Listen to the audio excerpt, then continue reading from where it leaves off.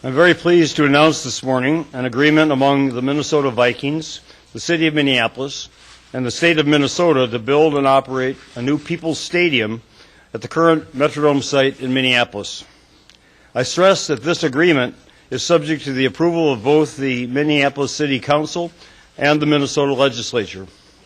Much work, therefore, remains to be done. Nevertheless, today's agreement is a remarkable accomplishment achieved through many, many hours of very hard work by some very talented and dedicated people.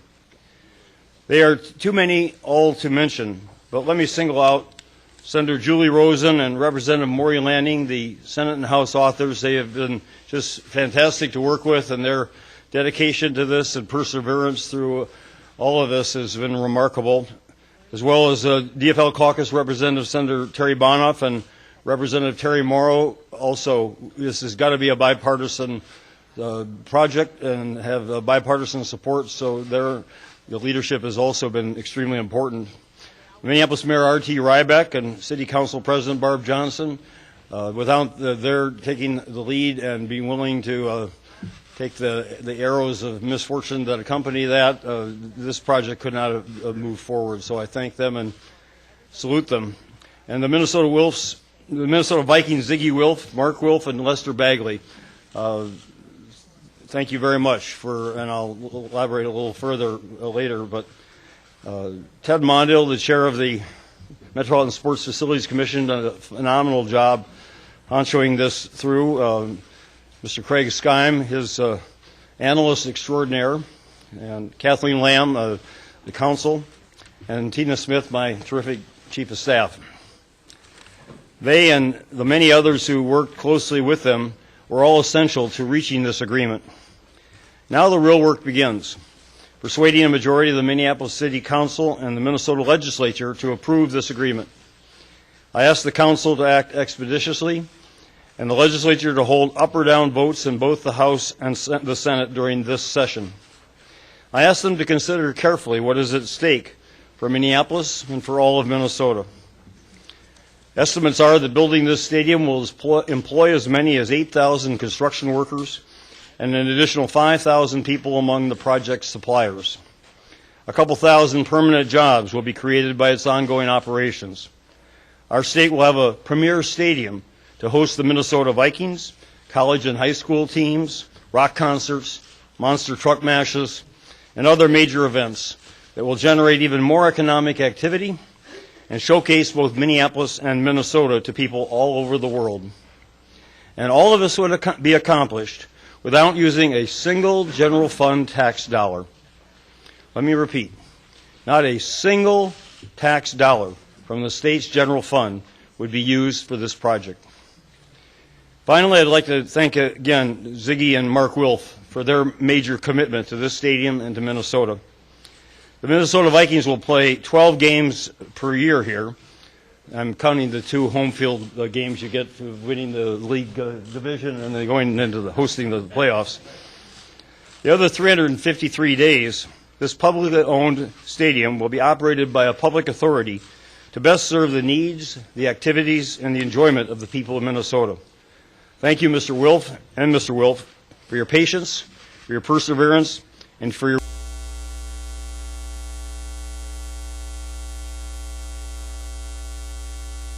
Maury Lanning, the House author. Thank you, Governor. Thank you. Good morning. I'm Minnesota State Representative Maury Lanning.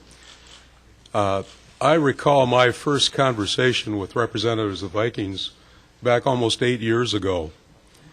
And over the last 8 years, there have been lots of discussions about what can we do to bring a new facility to the state of Minnesota. And over that period of time, there have been a lot of things that have been suggested, lots of streets that have been gone down, and yet it's been a very difficult thing to try and negotiate.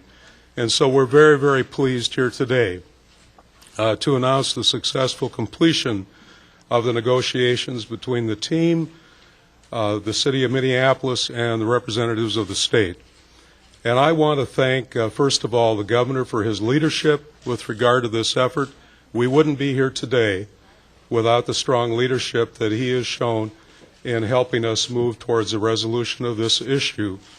And we also want to thank the team, the owners, for their patience and perseverance. I know it's been very, very frustrating to them with all the fits and starts we've had along the way, but we are here today because they have been patient and they have persevered, as have we.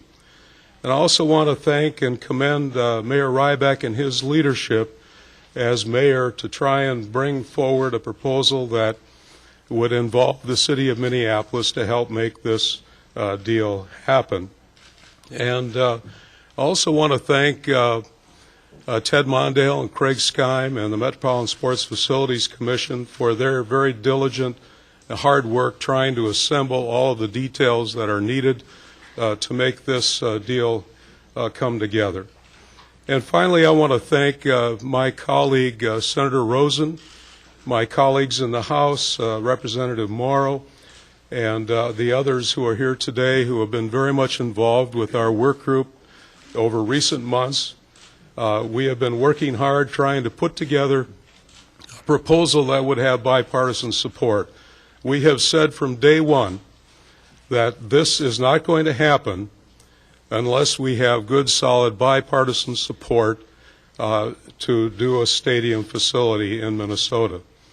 And I also want to say, first of all, the time has come for Minnesota to make a decision. Minnesota needs to decide whether or not we, in fact, do want to keep this team in Minnesota. I do. I'm committed to that. We want to do everything we can to keep them here. And we believe that we have a plan now that stands the best chance of our being successful in getting legislative approval for this new facility to be built. Thank you. Well, good morning. And now it's time to talk stadium. And you all have been very, very patient with us. And this is a very good day, and I'm very excited to be here with all these folks in the back that have worked extremely hard. And special thanks again to everybody that has been a part of this effort, especially to the governor. He has just been stellar and great to work with on this. And of course, Representative Maury Lanning and the working group. And again, the Vikings have been just tremendous to work with, and they are committed to Minnesota. And I cannot believe what they've been through, because they don't work in this political realm that we live in. So it's probably been very frustrating to them, but today is the official handoff. And so not only should we give great accolades to everybody that has been working on this bill, the mayor, the city, Ted Mondale, everybody involved, Kathleen Lamb. It's time now for us to, for them to hand off this bill and for us to move forward. You know, there's many metaphors out there, but it's time for our work to begin. And I'm ready, and everybody's ready. The business community is ready. The labor is ready. Legislators keep asking me, when are you going to have a bill up? And it's time. So I'd just like to make a couple comments about why Minnesota is so special. And what makes Minnesota special, because of the commitment we've made to the things that we love, the Guthrie, the Ordway, the Children's Museum, our 10,000 lakes, to our workforce, on. And the Vikings are a very important, integral part of that. So right now we need to make a commitment. We have a plan in place, a very good plan. That was my promise to my colleagues in the Senate, that we will put the very best plan on the table, and that's what we have today. A very good plan that has hundreds and hundreds of hours of work behind the scenes to get this forward, and a commitment. And we will work on it in a very bipartisan way. It's in the best interest of the state to move this bill forward, and I look forward to the vote. Thank you.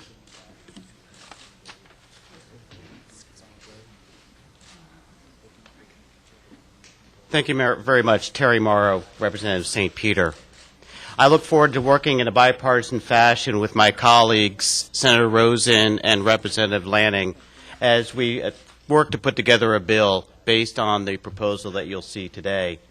I also would like to thank our friends in both labor and the business community that you'll hear from as we work to build this priority.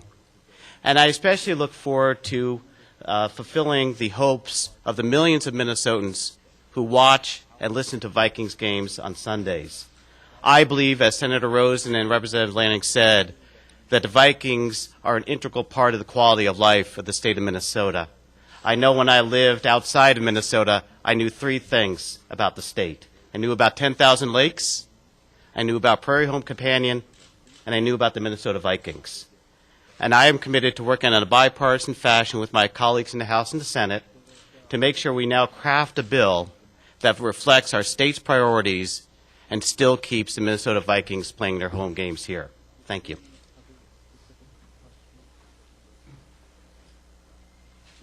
Thank you. With all the drama about this announcement, I'd like to talk about the seemingly boring issue of sales taxes, because it explains how you can build a stadium without any general fund dollars, without any property tax dollars, and without imposing a new tax. It's done because the sales taxes in the city of Minneapolis have been a very, very good deal for the state of Minnesota. Every year, the city sends about $400 million over to the state from sales taxes collected in the city. In addition, there are sales taxes imposed by the state in the city of Minneapolis that help fund facilities that have statewide implications. The Minneapolis Convention Center is one of them. The Metrodome has been one as well. The deal that we have structured today really takes that idea and really extends it into the future and says the following things. The deal says that the sales taxes in the city of Minneapolis will be continued into the future, into 2045. And we'll take those dollars and put them together into a pool. And that pool will be shared with the resources that come from the state of Minnesota. And in doing all of that, we can do several things. First and most important, the state will take off the top the dollars that they collect in Minneapolis that will help fund the Viking Stadium. In addition, there will be companion legislation that will be about giving the city more control over the rest of the sales taxes that the city has. The city will then use those sales taxes for economic development purposes. We will choose to use those for Target Center, to get it off our tax rolls and to fix it up, and to continue to fund the convention center. By doing all three of those investments in hospitality in Minneapolis, the sales tax and this effort will make an incredible new investment, not only in the city, but probably more important for the people at the Capitol, continue to have Minneapolis be the cash cow for the state that it has been. That's the nut of this deal. That's not a simple deal to have negotiated. It's a very complex set of arrangements, but it does allow us to get back to that core point, that we were given a very difficult challenge by the legislature and the governor, an important one, but it said that in this period of time we didn't want to impose new taxes, use general fund dollars, raise property taxes, and we wanted to build a stadium. We did that also because we had a remarkable team of people together. Every team needs a leader. The governor has been an incredible leader on all of this. He has been tough when he's needed to be. He has been impatient when he's needed to be. He's been understanding when he's needed to be. But he has also been unwilling to sit by and watch the Vikings leave the state or to have another facility atrophy. We need to make sure that we do great things. We have also had fantastic leadership from the legislative leaders you've just heard from and from leaders up and down the pike. We have had great leadership from Council President Barb Johnson and others on our city council, and every single politician is now going to have to make a tough decision. And the decision is really about the question of what are we going to be as a state. This is a great state. That is only a great state because we have made big investments in making sure that this is a great place to live. We shouldn't do mediocrity in the state of Minnesota, but we are also a practical state. And we're a state that requires us, and our voters should require us, to do things that are in the self-interest of the voters, of the public, and are in the practical value system of Minnesotans. Every one of those values is represented in this great agreement that I believe will do great things. I have never had the privilege in 10 years as mayor to vote for anything close to allowing 7,000 people to get good employment on a construction job. It will be a tremendous privilege to take a vote that puts 7,000 Minnesotans to work in construction. It will be a tremendous privilege to be able to step forward on something that will create 11,000 jobs. The core of the unemployment challenge in Minnesota is really about the construction industry and the trades. And the key to what we're doing today is we're putting people to work. We're also creating a place where people can come together. And in this great state that has really been about people coming together, I think we have not only come together as leaders, but are also creating a place where people can come together for another generation to come. Thank you.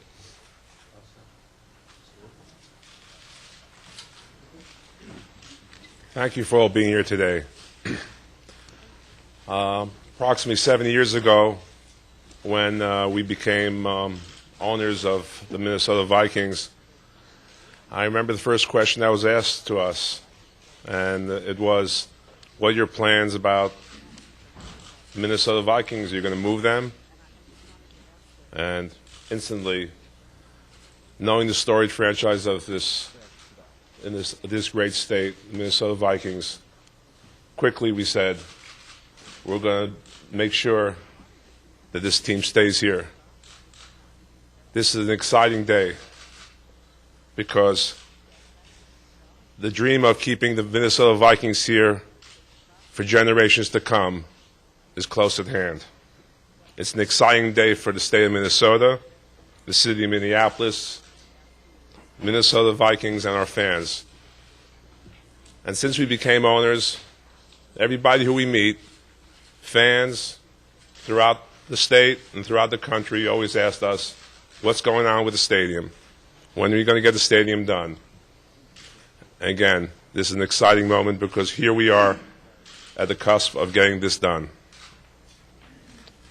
This agreement between the Vikings and our state and local partners is the culmination of many months of hard work by both Governor Dayton and his staff, Chair Ted Mondale, Stadium Bill author Senator Julie Rosen, Representative Maury Lanning, and Minneapolis Mayor R.T. Ryback, and City Council President Barbara Johnson. We are grateful to you all. Over the last months, weeks, negotiations and discussions have been going back and forth day and night, and we're excited to be here at this moment after this hard work. We look forward to bringing this project forward to the legislature and to the public for consideration. This vision will offer opportunities, as said before, for major events, including the NCAA Final Fours, a Super Bowl, a Major League Soccer, concerts, and other community events. So we're very excited as owners to be able to be on the cusp of resolving the stadium issue in Minnesota. And today is a big step forward in making this project a reality. Thank you.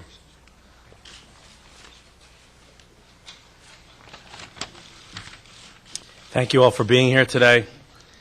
Today's agreement represents real compromise and is a significant step forward in achieving a long-term stadium solution in Minnesota.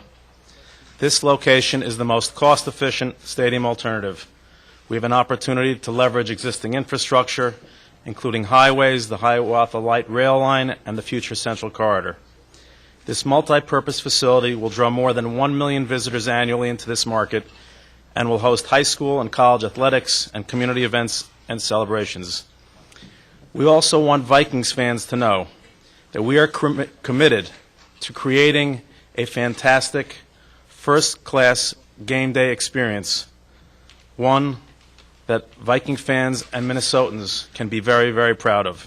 With a dynamic plaza on the west side of the stadium, a Hall of Fame, and other amenities NFL fans and sports fans and event fans throughout the country enjoy. Again, thank you to Governor Dayton, Ted Mondale, and their team for their leadership, Senator Rosen, Representative Lanning, Mayor Ryback, City Council President Barbara Johnson, to get us to this significant milestone. We look forward to working with all of them, with Governor Dayton, Minneapolis leaders, as well as the state's business and labor leaders who are here to support resolving this issue. This is a project that will put a lot of people back to work in a hard-hit construction industry, will serve as a tremendous asset for the entire state, and will secure the long-term future of the Vikings in Minnesota. Thank you. Good morning. I'm Elliot Jaffe from U.S. Bank, and I'm also the chair of the Minneapolis Downtown Council. And I know I speak for the business community, not just in the city of Minneapolis, but across the state, when I express my appreciation to the governor, to the mayor, the city council members who've been involved in this, the other legislative leaders, and so many others who've been involved in getting us to this important milestone. The business community certainly appreciates how important the NFL franchise is and the venue as it's proposed and all the other opportunities it will provide to our citizens to participate in wonderful activities, how important it is to the quality of life and the economic vitality of our state. So know that the business community fully endorses the project, and we're here to support you to bring it to the conclusion and through the next steps. Thank you very much. Hello, my name is Harry Melander, and I'm with the Minnesota Building and Construction Trades Council. Governor, Chair Mondale, the Wolf family, the Minnesota Viking community, Mayor Rybeck, and our legislative leaders from both parties, thank you. Thanks for continuing to move forward a plan that will build our state a new home for the Minnesota Vikings and hundreds of community events annually. Minnesotans are waiting. Families in the construction industry are waiting. For more time than we like to remember, the Minnesota Vikings and its ownership and its community partners have been heading towards the goal line. A community project that will house Minnesota's teams, provide a facility that meets our community needs, and one that will create over 2.5 million work hours for needy construction workers throughout the state of Minnesota. This project will reflect our strong skill sets and that we bring to the industry, and also will reflect the community workforce that we live in. Please, no Hail Mary. Please provide us a ground game that will provide a win for people of Minnesota, for the workforce that will build it, and for a community and a team that desperately needs it. You just introduced Senate DFL leader, Senator Tom Bach. Glad to have you here. You want to say anything? Or? Somebody will ask me a question. All right. All right. Ted? Hi, good morning. Ted Mondale with the Sports Facilities Commission. I want to just take a second to thank my staff and consultants at the Sports Facilities Commission for helping us get this done. We've enjoyed the camaraderie and the hard work of the bill authors, of the business leadership, labor leadership of the Vikings and city. And we feel like we have put together a deal that's in the best interests of the state, the best interests of the city, and certainly fits the criteria that the governor laid out for a real people stadium. So I'd like to just give you a couple of facts that may help you on your story, and then we'll throw it open to question and answer.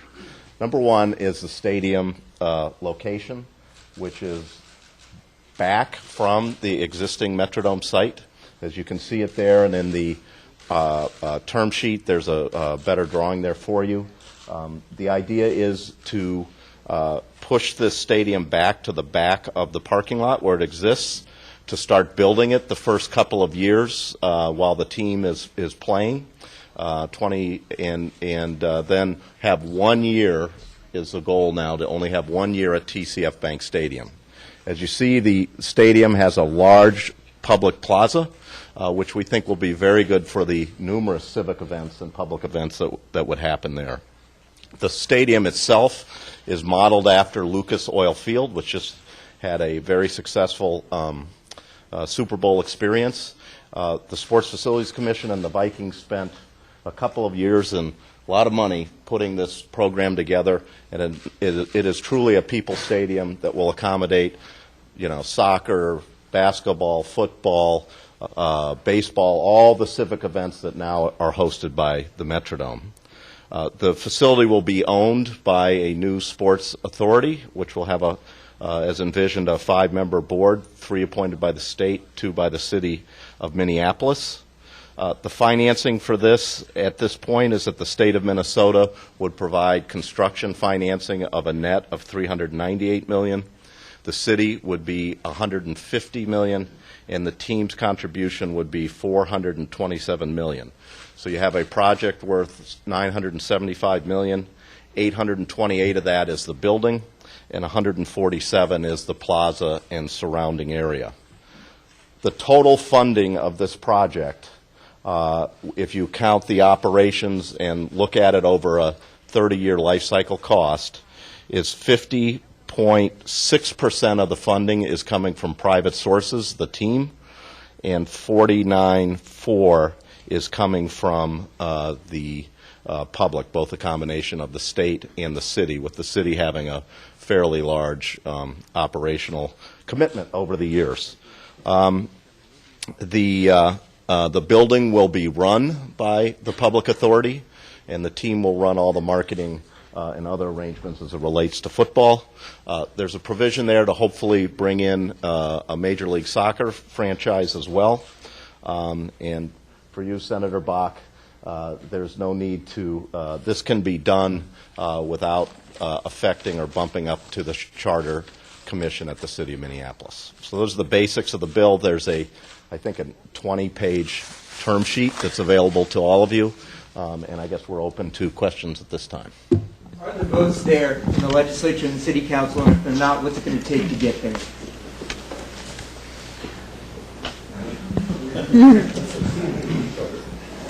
We're done.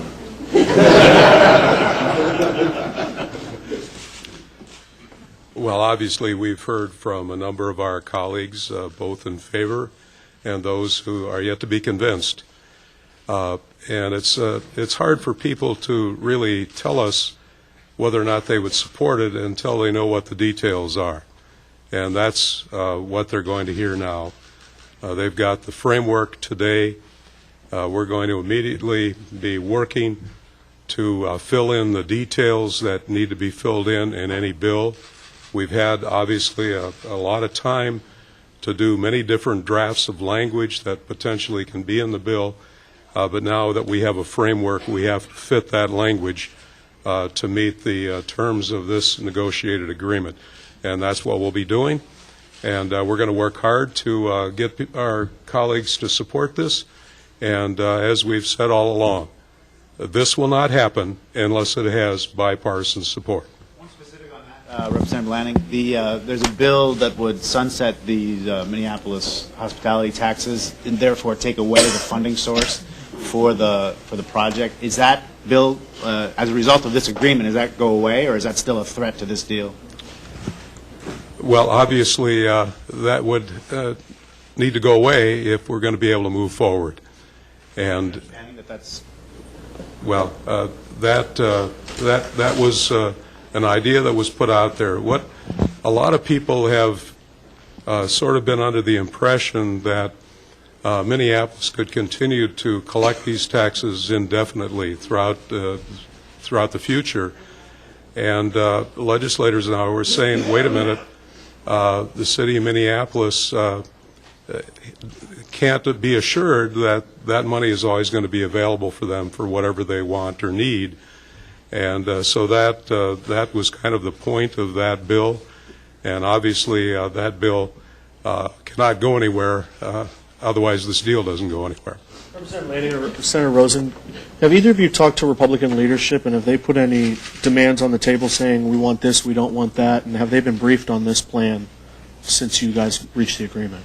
That's a very good question, and actually we had a working group meeting last night, and Senator St. John was here, and he's been very supportive. Of course, legislators need to know, number one, their number one question is, how are we going to fund it? What's the state's obligation? Where's the location? And what's the local share commitment and the private commitment from the Vikings? So now we have a very good plan on the table. And as I said before, that's what we promised them, the best possible plan with all these players and parts and a commitment from the Vikings, and we have that going forward. So now it's time for, in a bipartisan way, probably should get Senator Bach up here also to answer some of these questions about the bipartisan agreement that we need to have to move this bill forward. And the governor has been very integral on that. I'm sure his commitment to this going forward is there. We need to have the business community start to make these calls, and labor to make calls, and move in a succinct joint manner. Mayor Ryback, you said that the Target Center portion of this is now part of a companion legislation. Doesn't that seriously jeopardize that passing? And on top of that, this authorizes the city to use this money for capital expenditures. A lot of people argue that the law passed in 2009 already lets the city do that. So why do you even need it? First up, on the second point, you can't, there is no money there unless there's part of this deal. So no matter what the law says, it would be impossible without the financial arrangement that we have here. But let me go back to the macro points. The first question was the question about support of the City Council. First up, Council President Johnson, who's been my strong partner on this, is covering me and swearing into the fire chief and at a hearing. She would be here today. She and I have been in close contact with the city council and working very closely with them. There has not been a solid proposal yet, and there has not been a solid vote. Any reporting of people taking a position one way or the other really is before they have all the facts. So we'll continue to work with the councilman. I'll get there. My question's on the legislature. I know. I've been asked two questions, so I'm walking there, and I'll get there. So first and foremost, we will continue to work on that. We believe we have a very compelling case to make to not only the people on our council, but to the people of Minneapolis, that this arrangement allows us to extend sales taxes that were in jeopardy of being removed from the city. Had that happened, we would have no funding for the convention center or Target Center, leaving both of those obligations to the property taxpayers. This solves that problem. It also makes a $1 billion investment in the city and puts a lot of folks to work. We have a compelling case, and we're going to make it, and I'm cautiously optimistic about doing that. So doesn't it jeopardize its support at the legislature, whereas if it were tied to a Vikings bill more securely in the same bill, it would pass, it would likely pass if the bill passed. So here you have it in a separate bill. It could mean a Target Center doesn't end up being part of this deal in the end. The outcome we need is to be able to go to the council and have the ability to move forward on solving the Target Center issue. So if both things pass the legislature, they will come to the city council, and we will be able to look at those together. If we don't have both of those together, we won't be able to pass that. It's purely and simply that, and that's always been the case. But we've left it to the legislative leaders to do what they know best, which is how to get this through the legislature, and I think they've come up with a really good arrangement. I think as we're really looking at it, the Target Center issue is really more about sales taxes and having local control. The real issue here is to allow a local unit of government to have more control over the sales taxes collected in their city. And if we choose to use those for Target Center, the legislation would give us the latitude to do that. So the action over here at the Capitol is really not about Target Center. It's about providing local control of existing taxes. Do you believe that the city has to take the lead, send a signal to the folks over here that you've got the votes in the council? I mean, which is the cart and which is the horse? The chicken and the egg have to come at the same time in this case. We need a legislature to support this. We need a city to do that. We're all working hard on both cases on that. The actual technical part of the legislation, because this is a state law, you guys are the experts on this or not, but because it's a state law, the city can't take action until it's actually passed at the legislature. That being said, we all need to show each other that we have support, and that's what we're doing right now. Follow up on that, I think Ted Mondale said there's a way to write this that relieves the city of the charter amendment requirement. Well, let me be clear about that, because it's not a way to write it. It's simply the way the dollars are collected. It's the reality of the situation. And here's what it is. The state has control over sales tax dollars that come in the city, complete control. If we had control, we would have done a lot of other things that we haven't been able to do. So the state has control, and the state's going to keep control over a portion of it that will be used for the Viking Stadium. Where it says city there, what it actually means is the state's going to keep control over that part of the funding. What they're going to do is to allow us to have control of the rest of it, and then we'll choose to use that for Target Center and the Convention Center. But the charter still the $10 million cap, though? How do you get around that? We're not using that for the Viking Stadium. The state is using its dollars to do the Viking Stadium. But the charter amendment specifically addresses sales taxes, which can only be authorized by the state in this scenario. So how can you make the argument that, well, these are state taxes, so that was never meant to address state money? Well, I'm not the lawyer in the room, and there are a lot of smart people who are a lot smarter than me on that. Can you tell your city attorney to let us know, because she hasn't responded to comment on that? But the one thing I can tell you is that if I had any control over the sales tax dollars in Minneapolis, I would have used them 10 years ago to help put more cops on the street. And I think it's pretty clear that I don't have control over those. And so that's what we're doing here. Is the public or is the team responsible if there are cost overruns? Who's responsible for cost overruns? For building the stadium, there'll be a cooperative process where the team and the authority will put the final design and all the basic requirements in place. We envision right now that the state, the authority, would be the builder, although we're in discussions with the team in case they want to do so. So that is a detail. The builder will clearly be responsible for cost overruns. I think either entity that would build it would seek a fixed bid builder who, as part of the public bidding process, would in getting the bid, would take the cost overruns. On the operations, it will be the authority that will be responsible for cost overruns. We have inflators in the operation costs, in the capital costs, and some help from the city as well as for cost overruns. And again, the way to do this in modern day is not to have the public actually run the building. We would seek to contract with a third-party operator that is in the business of running facilities, much like AEG is at the Target Center, who, as part of their contract, would take the cost overruns should they come forward. But we think that the authority is well funded. We think that the escalators are in there, and we think we will be able to get contractors to be able to cover those.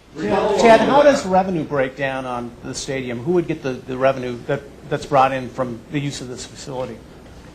The Vikings would keep all the football-related revenue. The way this has been structured is that we want the public to operate the facility, and the team, which is very experienced at marketing, to operate the team and the marketing. So the revenue related to football, the naming, the marketing, the suites, all of that revenue goes to the Vikings.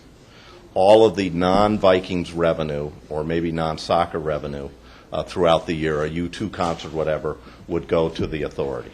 So that's pretty much the split there. Regarding the electronic pull tabs, whoever can answer this, why did you select that source, and why are you confident that that is going to be a steady source of income? Well, it meets the criteria that the legislative leaders have stated, which is no general fund tax dollars, and it's a expanded part of an existing tax on charitable gaming, where the beneficiaries are the state of Minnesota and charities all over the state of Minnesota. So it provides a benefit for the charities in terms of additional revenue as well as the state. We have an estimate from Commissioner Fran's revenue that $72 million is the current projection. Now that is obviously not locked in because we don't have the operating experience, and in terms of selling the bonds, if this agreement is approved by the legislature and the council, we'll have to see what kind of assurance that we have to provide, if any, beyond that in order to sell the bonds. But and the other advantage of this is, as far as we know so far, there won't be any lawsuits questioning our ability to expand this form of charitable gaming, and so we don't have a period of months or even years where something's tied up in court and not available then to let the project go forward. You once said for you and maybe for Mr. Wilk, what happens if this does not pass, if this does not work? Well, I'm still governor, and I'll be working on this project till we get it done. Governor, it needs to be done this session. I don't want to speculate beyond that because, I mean, again, I was asked for both Senator Senjum and Speaker Zellers to assure that we would have an up or down vote on each floor, and then we'll know where we stand, and people can make that decision for themselves, what's in the best interest of the state of Minnesota. Governor, it looks like this proposal is up the price from the state level to up by $100 million. What was it? I'm sorry, what did I ask? Mr. Wilk. I'm sorry. Let me just take this one and then yeah. It appears, if the numbers are lining up, that we've jumped about $100 million from the state share. How did we get there?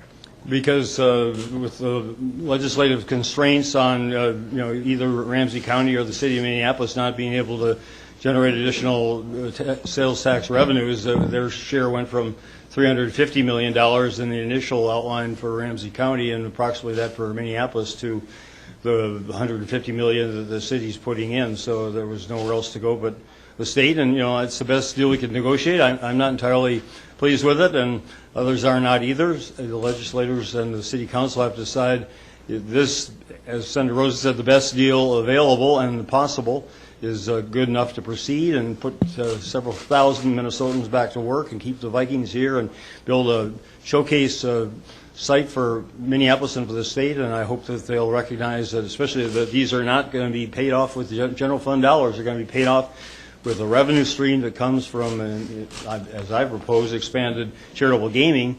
That that extra additional $98 million is not going to come out of the pockets of the general tax fund payers of Minnesota. So, Mr. Wolf. The question I was asked about where we would go if not. We've been patient since we became owners. We've been support of the Gophers years ago, and also with the Twins ballpark. We know how important sports and the Vikings are to the state and to our fans, and we're optimistic that everyone realizes how important it is and that it will get done this session. Time for one more question. Can you explain the team's portion of how this is going to be paid for? Is it all up front? How is it going to be paid for in terms of the 50%? Well, as was stated, our commitment is $427 million, and it's being funded privately.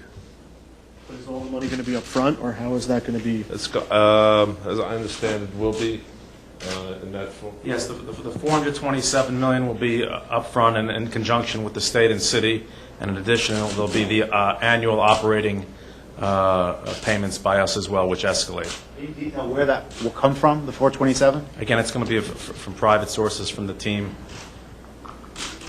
Question for Governor Dayton. Governor, you refer to this as the People's Stadium, despite obvious signs of public opposition that have been shown or demonstrated over the last few years. Last week, Ralph Nader called this a reverse Robin Hood and said that politicians are kind of addicted like crack cocaine addicts to stadium proposals. Senator Lanning says this was worked out after hundreds of hours of behind closed doors meetings. How do you square all of that with your progressive values of transparency, openness, public participation? We have 100. Do you want to just take over the microphone and make a speech, or do you want me to respond to a question? I would like you. We've had 25 minutes of listening to everybody talk about what great leaders you all are. I'd like you to talk about the stadium proposal. So I'm doing this project for the people of Minnesota, for the jobs it's going to provide. I'm not here to defend the economics of professional sports in America. To me, they're probably indefensible by my value system, but they are what they are, and they're not going to change because I think otherwise. So, the people of Minnesota, through their elected representatives, have to decide, do we want to be part of that enterprise of professional football or not? And if the legislature votes it down or the city council votes it down, then that's the decision that the elected representatives have made. And they'll have to assess for themselves whether the overall benefits of putting as many as 8,000 construction workers back on the job and putting some 5,000 people into service suppliers and providers, and all the other benefits that people here have enumerated add up to something that's worthwhile for the people of Minnesota. I believe it does, and I wouldn't support it if I didn't. But other people can have different opinions, certainly. Governor Dayton, there are a significant number of lawmakers, I think it's fair to say, who don't believe that it's necessary to move on this session, and a good number of them, frankly, don't want to vote on this in an election year. How do you counteract that sentiment? Well, tell the up to 13,000 Minnesotans who are now out of work, who would have a job starting very soon if this project's approved this session, that they should just wait another year because other people are worried about saving their jobs. I think that would be a very hard explanation to give to the people of Minnesota. But again, people have to decide for themselves. You put a lot of weight on the city council. Several of them said they haven't heard from you. Are you going to be leaning on them personally, working the phones to try to get their votes? They will hear from me shortly, and I look forward to inviting them to the residence and put Mingo in a casca on them if there's any problem. Mayor Ryback, can you address how much is left for the Target Center in this deal? Last one. We had $150 million I look forward to that originally. invitation. Go ahead, Eric. Originally, we were talking about $150 million. Where are we at now with as far as the amount of money going to the Target Center, both, I guess, renovations and debt service? Well, the state of Minnesota will give the city of Minneapolis, if this legislation passes, the authority to make those decisions locally, and we will make those locally at the right time. Less than $150 million, then? My recommendation is that's what it would be. But I mean, wouldn't there be a certain amount of money that's left over? I mean, you only have a certain pot of money, right? Yeah, I mean, the bottom line is, Eric, we would have if this passes, we would have the capacity to do what we had proposed before, which was a $135 million renovation of the facility and paying off the bonds, which would allow us to, or paying off the debt, which would allow us to remove it from the property tax rolls. That would lead to about a 2% property tax decrease in the city of Minneapolis. Thank you all very much.